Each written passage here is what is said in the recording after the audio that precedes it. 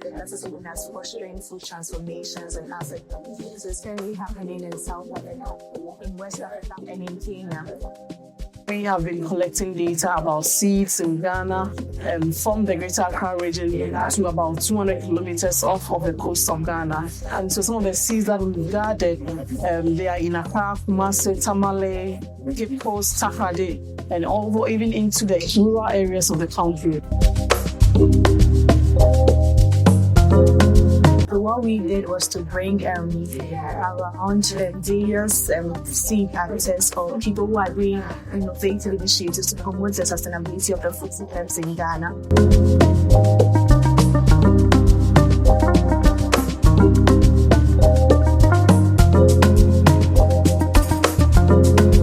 About 70 seeds, and we hope to even gather more through our networks that we've been able to put together. And what we are seeing about these seeds are that most of them are into agri-processing, some of them are into advocacy, some of the seeds are into development of skills for women, and also some of them address, disability issues, and it's all about empowerment and improving food security. These are the main activities that the seeds that we identified doing in the West African case study.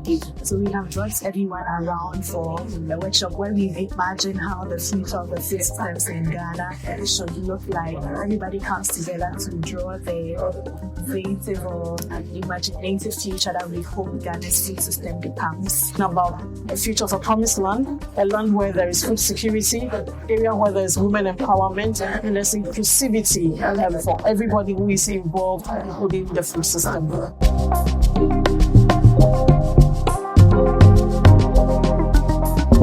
The goal is to bring these seed actors together for them to imagine futures of the West African food system transformation.